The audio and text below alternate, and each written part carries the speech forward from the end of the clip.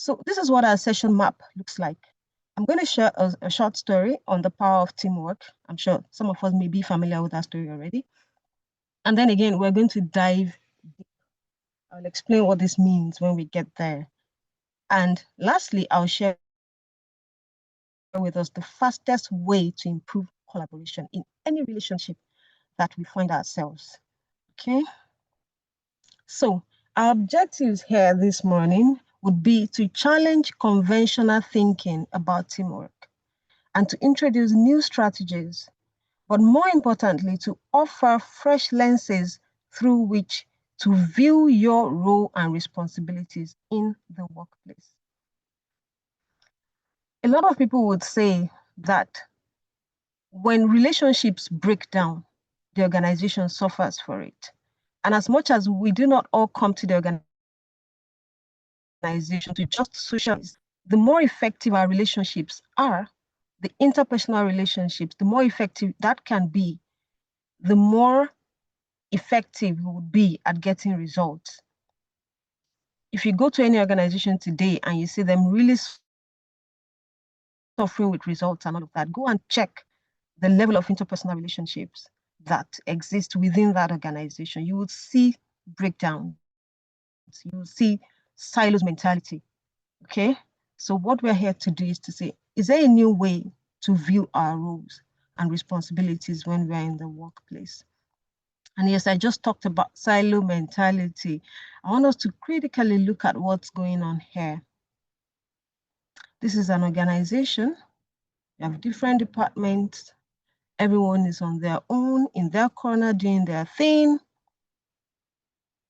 And everyone is in danger, okay? Some people may not even know it. These people are assessing, this is management, I believe, and they're saying our silo mentality may be getting out of hand. Silo structure conceals the actual consequences of local actions for everyone, even the ones that are taking them. Okay? So because of this, we want to say you need to mind the wall. Okay? Minding the wall means you're asking yourself, how much of silos, silos mentality are we dealing with? It becomes a problem and makes the coordination of efforts difficult. And in such environment, interdependence has to be learned. I'll be explaining what this is and how best we can go about it. Of course, we can see a lot of things lead to silos mentality. Okay, myopia is one of them. When we're, you would say, to be short-sighted, okay, that's myopia. But then as a mindset, myopism would be that people are narrow-minded, okay? We do things without actually considering the bigger picture. We may also have conflicting policies. We may have culture of blaming. And this leads to longer lead times. It takes more effort, more resources to get results, when all of these things are in place. And of course, success is limited. And you would say there is no cohesion in environments like this. So this is the short story I promised I was going to share. And it's about the Boeing 77. We all know this company. We know the Boeing company. And it's a story of unprecedented teamwork. So let's see, I'll just run through the story. In the early 1990s, Boeing set out to build a new long-range, wide-body twin-engine jetliner. That's the Boeing 77. This was no ordinary project. It's not like anything they had done before. It was one of the most ambitious aviation undertakings of its time, both in terms of technological innovation and the way the project was managed. So let's see what they did. The challenge for them was that they needed to design a plane that would meet the complex needs of global airlines while being more fuel efficient and reliable than its predecessors. Traditionally, Boeing engineers designed aircraft largely on their own before seeking customer feedback. But this time, they took a radically different approach. Imagine what that means, that you sit down in your office, you paint a scenario, you assume what the people want, and you come up with solutions without consulting. What would happen is you spend a lot of resources, time, energy, and then when you hit the market, you discover that what you created, is not what the people want. So they consulted first. The team solution. From the start, Boeing invited 8 major airlines. Those are the customers now, including United, All Nippon Airways, British Airways, and Japan Airlines, to be part of the design process. How smart is that now? For the first time in its history, Boeing empowered a cross-functional, cross-organizational team to drive the project. Pilots, engineers, mechanics, and flight attendants all worked together, okay, in what they call working together teams. I'm sure you're thinking, and you're telling you may be telling yourself right now, that is really smart, okay? But as beautiful as this looks, it takes a lot of effort to make it work. This integrated approach extended beyond Boeing's internal teams. Suppliers from around the world collaborated in real time using a shared digital design system, another first for Boeing. This meant that engineers from different continents could work on the same 3D model of the aircraft simultaneously, spotting problems and making improvements early. So, what was the outcome? The Boeing 777 became the first commercial aircraft to be 100% digitally designed before a prototype was even built at all. It was delivered on time and within budget, a rarity in the aerospace industry at the time. The plane set new benchmarks in safety, comfort, and fuel efficiency. It became one of Boeing's best-selling and most reliable aircraft, operating across the globe for decades. Yes, you may say the organization is experiencing challenges, okay? But at this time, this is what they did. And what are the lessons that we have to take away from here? The Boeing 777 wasn't just a triumph of engineering, it was a triumph of teamwork. By bringing together diverse stakeholders early and empowering them to work collaboratively, Boeing created a culture of shared ownership, faster innovation, and mutual respect. This story, of course, as we know, is used in management and leadership engagement as a prime example of how breaking down silos, leveraging collective intelligence, and trusting in the power of collaboration can lead to breakthrough results. Now, we can spend the whole day analyzing this case study because it's a lot packed in there. What did they move beyond? I mean, for people who were set in their ways, the engineers who would, in their own pride, just lock up and create the design and come out and boast of it.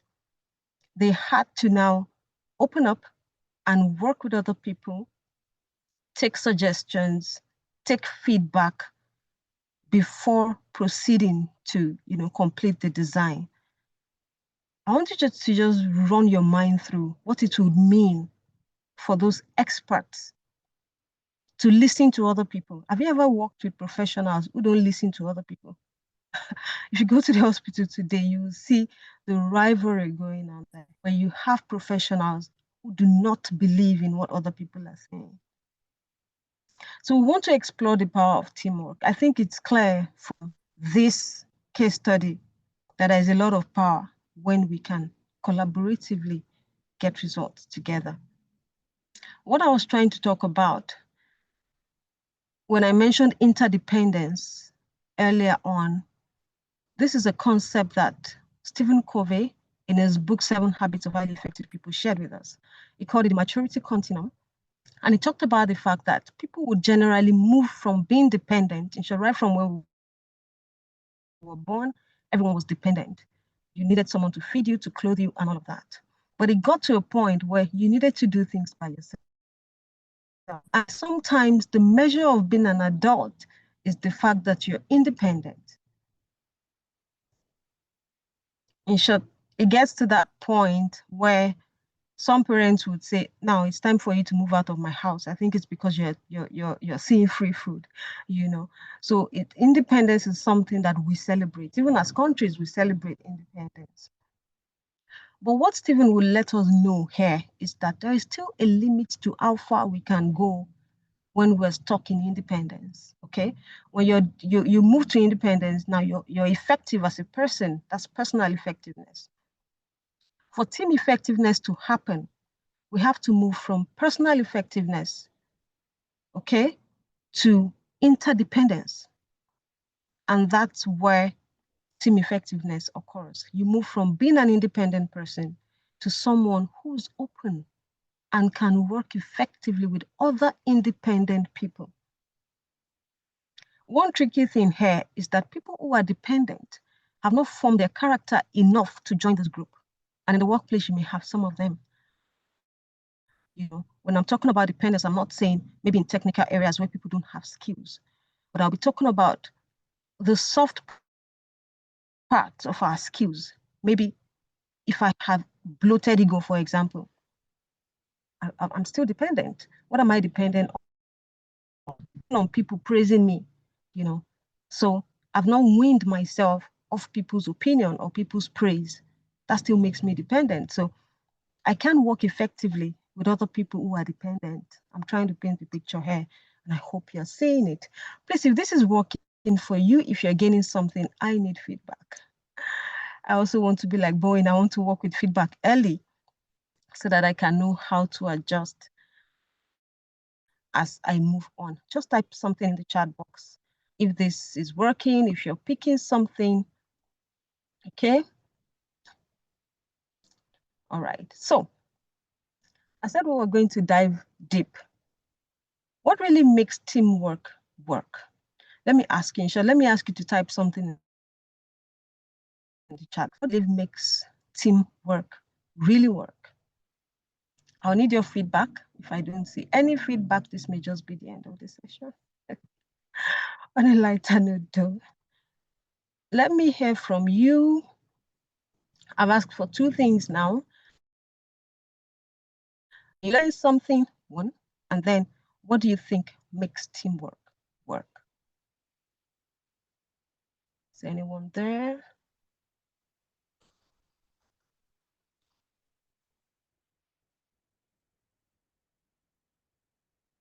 Okay, so because of time, let me still be hoping that I'm going to see feedback.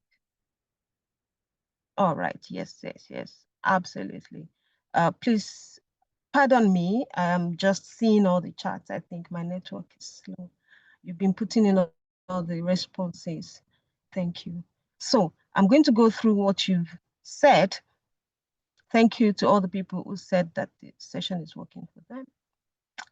Passion for success makes teamwork successful. Thank you. What makes teams work is understanding responsibilities, clear communication.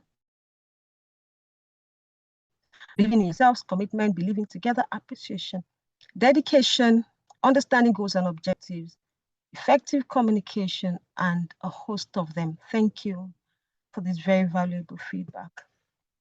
All right, so let's dive deep.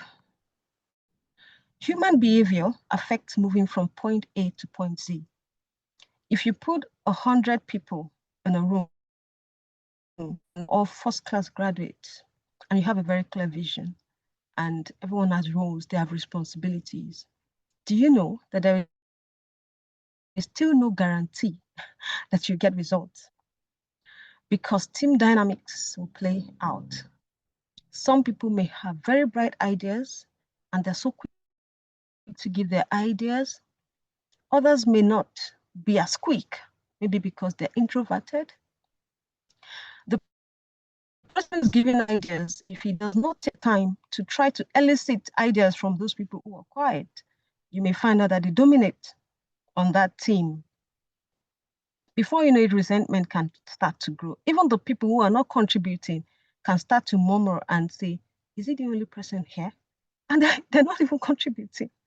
So what I'm trying to say is the real issues are culture, personalities, and attitudes. If you want to make change happen, money may not be your problem. You may have a lot of money. You can have a new building in 2 months, in 3 months. You can buy equipment overnight. But when the mindset of the people who are going to work on the project will not change or shift, then you may have a real problem on your hands. So diving deep, let's go there. We talk about the iceberg principle. We're diving below the water level now. When you see organizational silos, that's the tip of the iceberg, okay? And the iceberg principle says that what lies below the water level is massive, okay? And that what you see at the top here is insignificant compared to what lies beneath.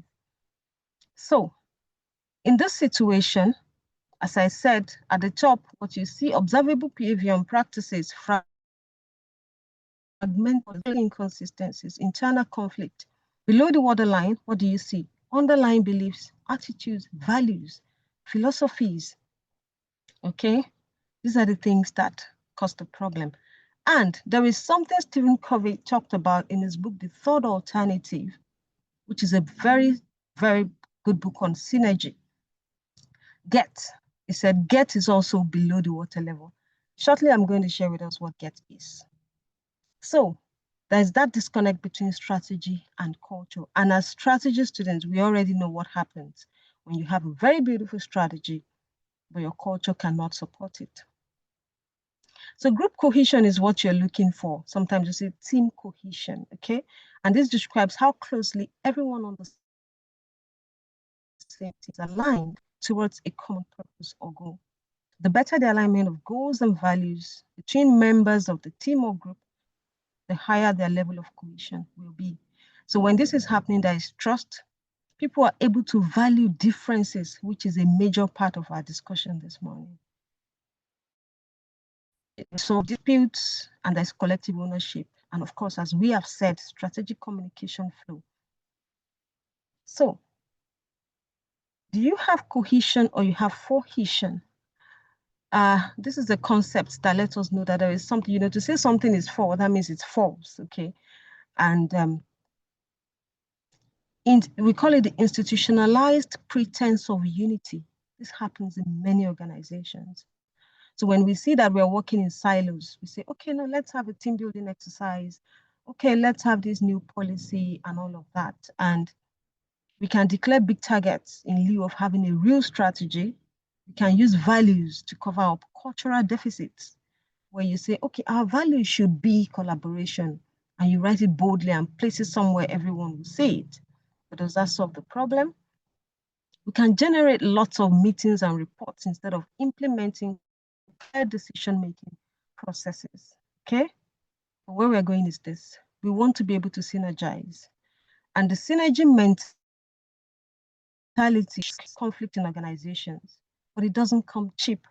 And the forces working against it are formidable. Excuse me. So if you go back to what Boeing did, remember I said that looked easy, but try to ask yourself how difficult that would have been for them. Okay? So the power of thought alternatives, as Stephen shared with us, Stephen said, explore the mindset before the skill set. In short, in performance management, we say mindset before skill set, before tool set.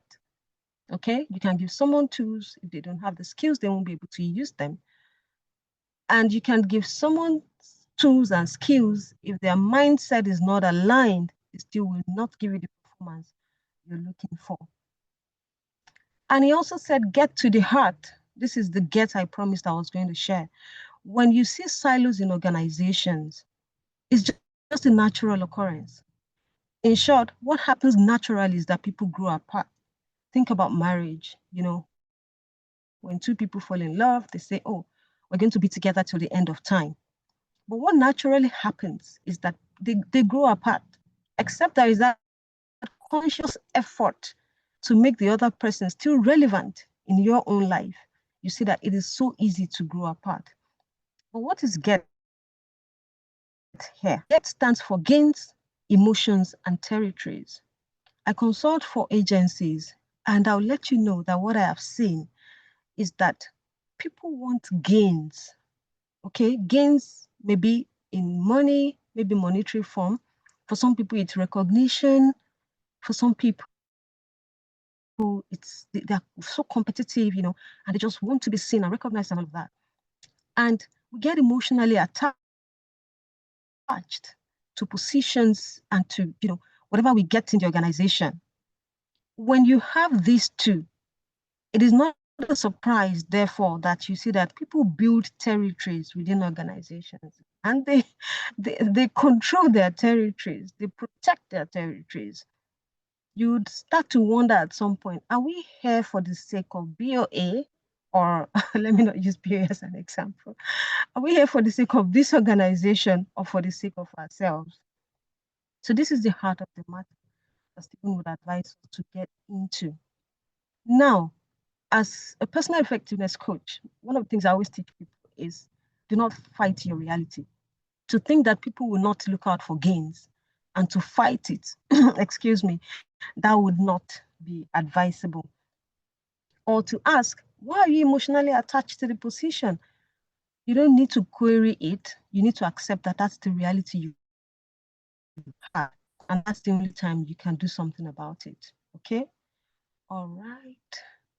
I'm sure many of us have seen this video. Let me just use it to break the ice a little. I may not be able to share my sound, but there's really no sound there. I'll just play.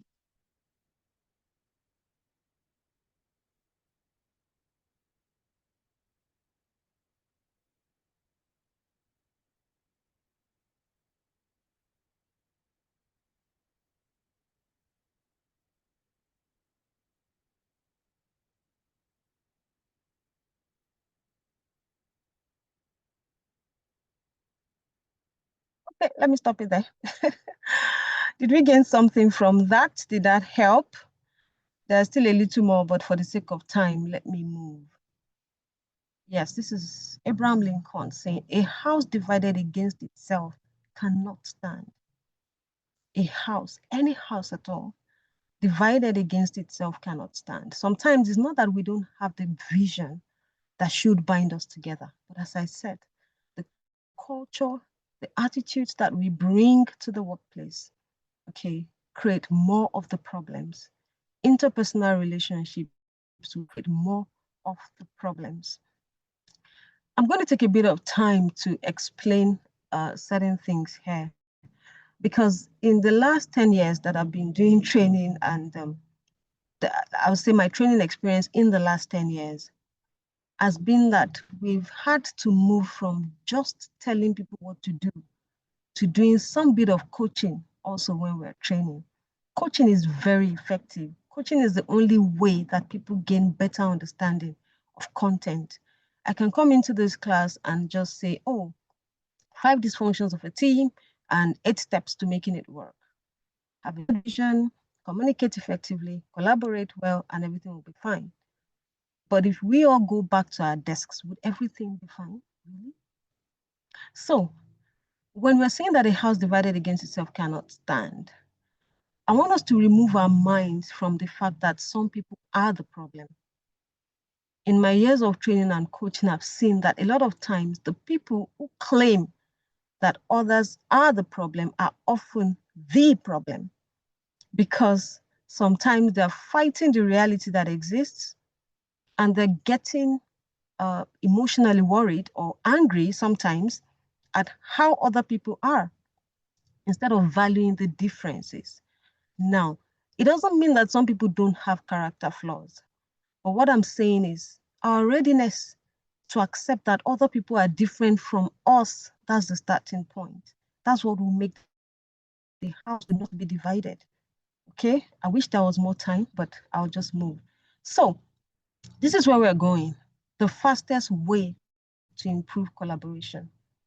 There's a woman who did some work around this, and she shared with us what the fastest way to improve collaboration is. Before I go into this, let me share with you something I experienced in my own house. So I have this 8-year-old boy, my son, who at his age writes programs. And when Madam Ruth was reading my profile, she said, my background is in software engineering. What it means is that I had to go to the university to study that for years. But what I studied for over, I would say 6 years, okay, before I could even get my degree, that boy can do many of those things at his age, at 8. Please think deeply about what this means, the level of disruption, okay? And what I wanted to share is this. Recently, I gave him an instruction. I told him to do something, and he told me, he said, Mommy, I'm sorry. My body cannot interpret your command. I said, come again? Your body cannot what? Interpret my command? He said, yes, my body cannot interpret your command. I said, okay, don't worry. I have a perfect way of solving that problem. He said, what would that be? I said, I'm going to give you a dirty slap that will reset whatever is malfunctioning in that body. And then he said, a slap. How am I going to get that? Do I need to fill a form? You know, I said, oh, what? Are we now robots? What's going on? But there's a reason I'm sharing this. My initial default reaction to what he said was to fight the reality that this boy thinks differently. Okay? And if I had continued on that path, forcing my way on him, not understanding that because of his generation, he would definitely see things differently. What would happen is that a few years down the line, I would lose that boy because we would not be speaking the same language. And I see these things happening at homes, in the workplace, the multi-generational differences that we have in the workplace happen because people are different, because of their upbringing, the environment, the times that they grew up in. And the fastest way to collaborate with anyone would just be to shift our perspective. To shift our perspective, okay? And that's exactly what I did with my son. I decided to say, what does it mean for someone who can write programs and write commands at 8? Okay? What it means for him is that it thinks a lot like the system is interacting with. And this is exactly what I said. Dr. Gima Lee Roberts did this work on the fastest way to improve collaboration. And she has this to say, this shift moves you beyond assumptions and opens the door to clearer thinking, better decisions, and more effective collaboration. In high-pressure environments, it can be the difference between staying stuck and moving forward. Okay? I want us to really take time to think about this.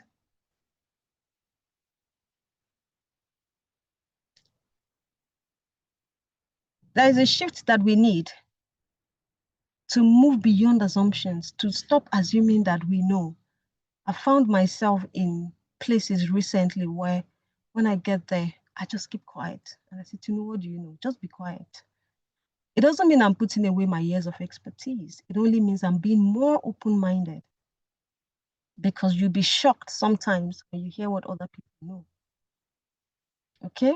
So, have you heard this thing before? There is no I in team. I'm sure you've heard it before. And I'm going to put a big question mark there. Really? There is no I in team? There is an I in team. You can see it there. The red I is there. And an effective strategy for successful collaboration is to fix the I's, because we all as individuals make up the team.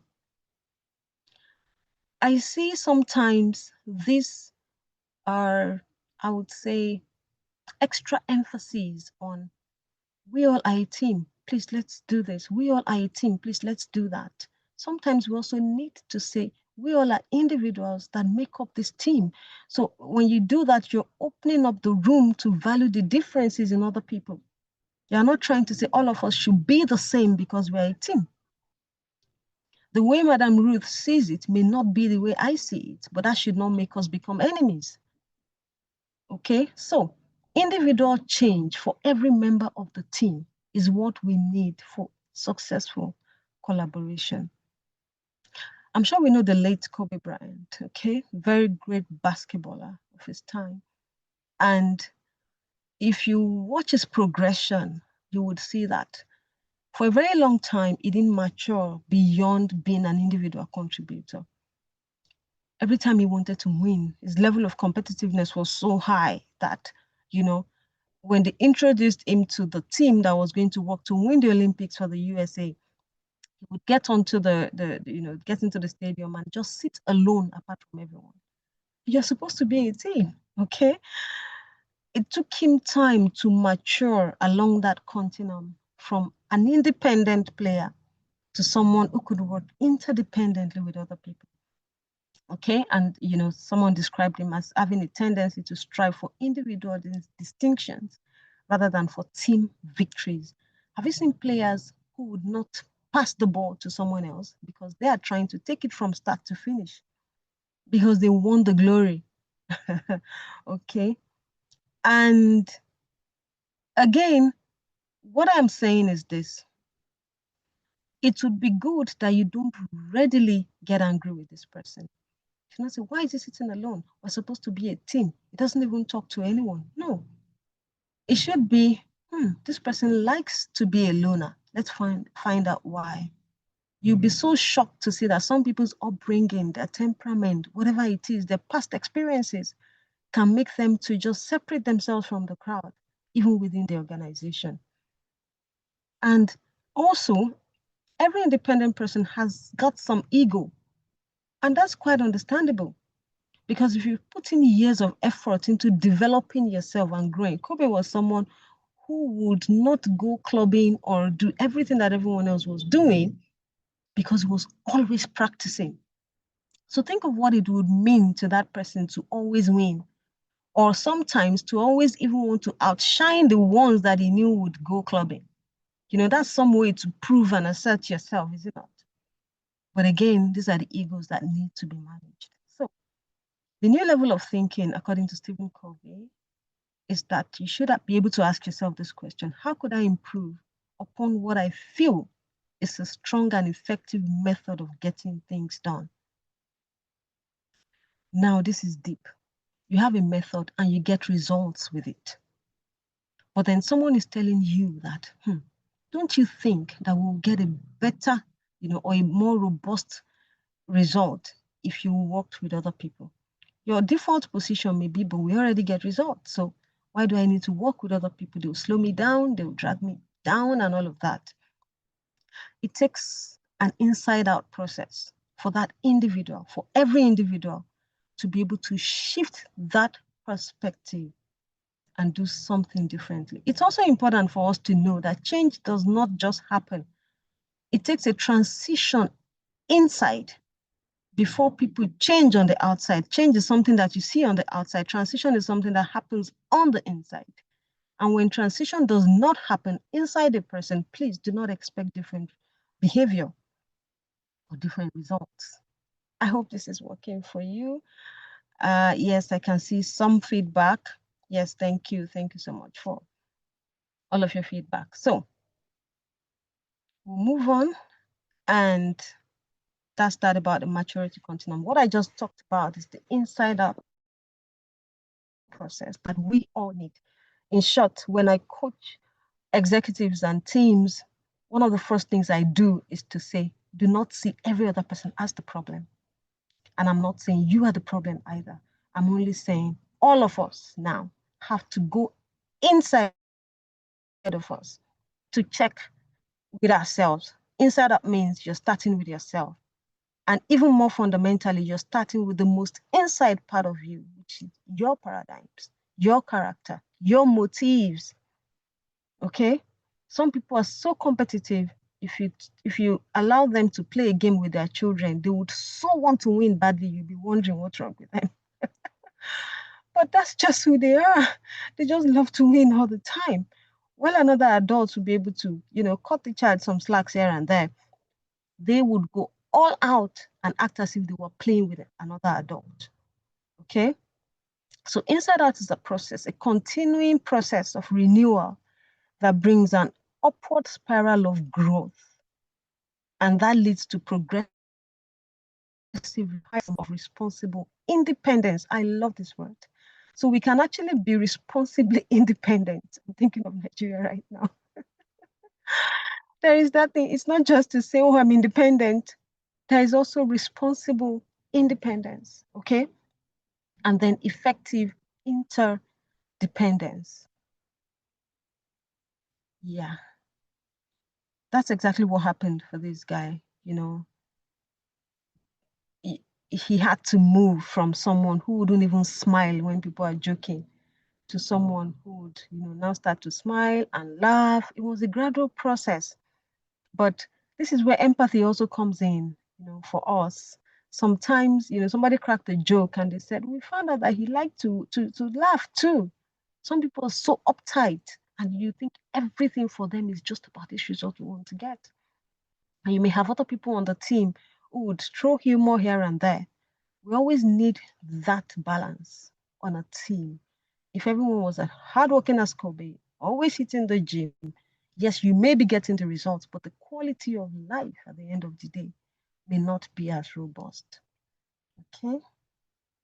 So, in a workplace, you have different people from diverse backgrounds, different experiences. Our experiences shape us. Some people have had really unpleasant experiences from where they are coming, and when they come into a new place, they just keep to themselves. They say, see, this organization, me, I don't want trouble. I just want to stay in my lane.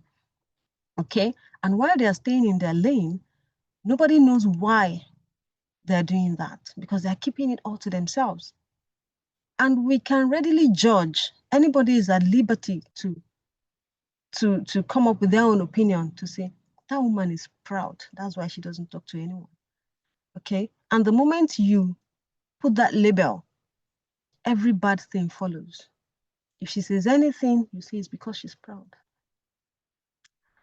Yeah. So I had an experience while coaching an executive. We had this, what we do now in our organization, as I said, for the past 10 years, we've been doing a blend of training and coaching. People will not submit themselves for coaching. In our culture, we don't, I'm not sure we believe in it. Okay. So because of that reluctance, and most especially for senior executives, we have had to blend coaching and training. So I had an experience in Kigali recently with one of the leaders of one big agency in Nigeria. And he was sharing one of the things we allow people to do is we create safe spaces where people say the way they feel and you're not judging them. You only help them guide their thinking. So the man shared how he had an assistant, being a director, he had a deputy director who they never saw things from the same perspective. And this was creating a lot of tension between the two of them. So he said, anytime he brought up an idea, that guy would always have something different. And he took it personally, like, are you challenging my authority? What do you mean? Every time I say something, you would always think you have a better idea. As little as that sound, it created a lot of problems, okay? And the organization was not even getting the results they should get. And the man said one day he got to the office early, and luckily the guy also was there early. As he sat in his office and was looking across, the glass window and seeing the guy, he said, why is this guy always having a problem with me? Why can't I understand him? He said, from that state of meditating on it, he said, I'm going to talk to him. Okay? So he got up and went to meet him. He said, when he got there, he sat, and then said, how are you doing? How is work? I noticed that of late, things have not been moving. We don't seem to agree. It's like we don't see eye to eye. He did not do it in anger. He did not do it seeing that guy as the enemy. He did it as someone who wanted things to move forward. He said, the guy said, hey, okay, and I don't see it like that too. I just feel that Sometimes when you give these ideas, I can add some things. These two adults had this beautiful conversation that morning, and they had this beautiful handshake that ended the years of strife between the two of them. The man told me that, Tinuke, you would be shocked at the kind of results we were able to get once we moved past that obstacle. So this is it. You and I don't know everything. We especially don't know what each other knows until we open up and give them a chance. And I'm asking this morning, are you on a team where you still need to open up a bit more? Sometimes people have this prejudice. If someone is from a part of the country, they are closed up before that person even opens their mouth, right? And this is really not good for the organizations. Okay, all right. So we're going to shut down very soon. And what else do we have here? Yes, final words. Are we there yet? Okay. Yes, so remember when I shared the objectives, I said I wanted to offer a fresh way, fresh lens to look at teamwork and a new way to look at our roles and responsibilities. My encouragement would be that you should reimagine your relationship to work. Okay? Someone told me that this is closely related to worth. And that's why for many people, it's not a joke. Yeah. Think beyond your title to the potential that it holds, most especially when you open up to collaborate with others. People who are too emotionally attached to title or position do not display team spirit, and the work suffers because of that. Now, remember, being too emotionally attached, as I said, does not make them the enemy. It only means that's how they are. That's reality. We now need to find out, why do they always want this? Okay? And then again, we would say, as a matter of fact, the higher the percentage of such persons in the workforce, the backward the organization will be. Pardon my, what do you call this now, abbreviation here. So